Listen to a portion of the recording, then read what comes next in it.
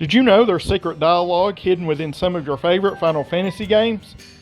Many of the hidden words or conversations I'm going to show you in this video can only be triggered by doing something specific that many players will never think to do.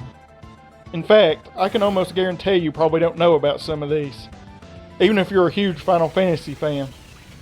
It's important to note that these are simply moments where hidden dialogue can appear during a playthrough of a game.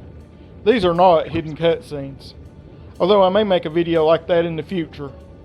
With that said, let's begin. As usual in these types of videos, we'll be looking at the games in chronological order, and Final Fantasy II is the first game in the series that has some form of hidden dialogue, which is quite surprising considering it originally released on the NES.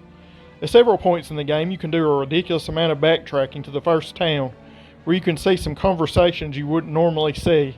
For example, backtracking to talk to Hilda after getting Gordon will create some dialogue where Hilda chews out Gordon and blames him for Joseph's death. At another point, you're supposed to take a wyvern egg and throw it in a magical spring. If you backtrack all the way to the first town and talk to Gordon instead, he will be quite angry with you and ask why you didn't go straight to the spring. Next, we will be looking at some hidden dialogue in Final Fantasy VI. There's a boss fight that occurs very early in the game, where Terra, Edgar, and Locke fight two guys in Magitech armor. You can trigger a conversation about Terra's magic during this fight if you have her use one of her spells on the enemy. Edgar will suddenly jump forward in shock, and then a rather lengthy conversation will start between him and Locke, and eventually with Terra as well. This dialogue is quite easy to trigger, and is probably the most well-known example of hidden dialogue I'm going to show you in this video. But I still put it here because you can miss it if you choose to just have Terra attack or use items during the fight. Now let's take a look at Final Fantasy VII's hidden dialogue. This is where it starts to get interesting. You may know about how Yuffie calls Cloud a spiky-headed jerk after he beats her in a fight, but did you know there's also special dialogue if you encounter her when Cid or Tifa is your party leader as well? She has a nickname for Cid, which involves how his legs are shaped and his age. She also has a special nickname for Tifa, which focuses on a certain part of her upper body. You can also get special dialogue from Yuffie if you do the Wutai side quest while Cid is your party leader. Don Corneo will even ask who you all are, since none of your party members were present during the events that happened earlier in the game. Final Fantasy VIII also has some incredibly interesting moments of hidden dialogue. A couple of these moments can happen very early in the game when you fight a freak. If you summon Shiva and have her attack him, he will acknowledge it and be quite shocked that you have her. Not only that, but he will also react if you defeat him by using Shiva. Biggs and Wedge also has some hidden dialogue. If you focus your attack solely on Wedge and deplete most of his HP after he shows up in the first fight against these two, you can trigger some dialogue that involves Wedge telling Biggs they're doomed, and Biggs telling Wedge to stop whining before healing him.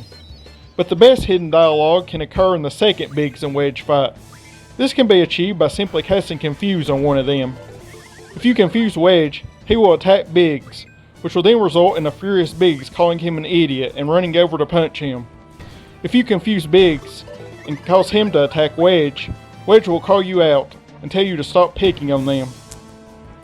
Final Fantasy IX actually has a pretty decent amount of hidden dialogue, and you have to do some pretty crazy stuff to get some of it to appear. For example, at the very beginning of the game, Zidane is told about the plans to kidnap the princess by the other members of Tantalus. After being told all the details, he is then given two options about who he should kidnap. Obviously you're supposed to pick the princess option. However, if you choose to say you're going to kidnap the queen instead, and keep choosing that option 64 times in a row, you'll get some special dialogue, where Ruby comes out and tells Zidane that she reckons he is more stubborn than a grumpy mule. Another example of hidden dialogue in the game involves Maguo, the Moogle that saves your game on the world map. You can get him to say these things by simply annoying him. You just have to keep calling him to you, and then immediately choose cancel. At first he will just keep telling you to not call him if you don't need him. However, after doing this around 10 times or so, he will tell you that you're really starting to tick him off. Do it a few more times and he'll tell you he's sharpening his knife. Then, after you call him a few more times for no reason, he will begin yelling at you to stop it. The friendly Yan also has some secret dialogue he can say. You're supposed to do the friendly monster side quest so you can get the reward of being able to get close enough to Ozma, the game's super boss, that you can hit him with your regular attacks. However, it's possible to beat him using long-range spells and abilities. If you manage to do this, the friendly Yen will acknowledge that you've already beat Ozma after you give him a diamond and complete the side quest. There's also secret dialogue that can pop up during the boss fight with a giant monster that appears not long after you first meet Eiko. If you attack the monster with one of Eiko's summons, Garnet will then appear on screen and be quite shocked that Eiko can use summon magic. That isn't all though. There's even an extra conversation that appears after the boss fight, where Garnet asks Eiko why she is able to use summon magic, and Zidane asks her if she has always been able to use it. None of this conversation ever happens though if you just choose to use Eiko as a healer during the boss fight, and don't have her use one of her summons. Final Fantasy X actually has quite a bit of hidden dialogue. It has so much I'm not really going to attempt to point most of it out. One thing many people may not know though, is that your final party member to be knocked out will actually say something during certain points in the game. By far the most interesting of these knockout quotes is what Lulu says if she is the last one knocked out while you're on the first island in the game. We haven't even left the island. This next one isn't actually hidden dialogue, but rather hidden text that appears in Final Fantasy X. I'm still counting it anyway though.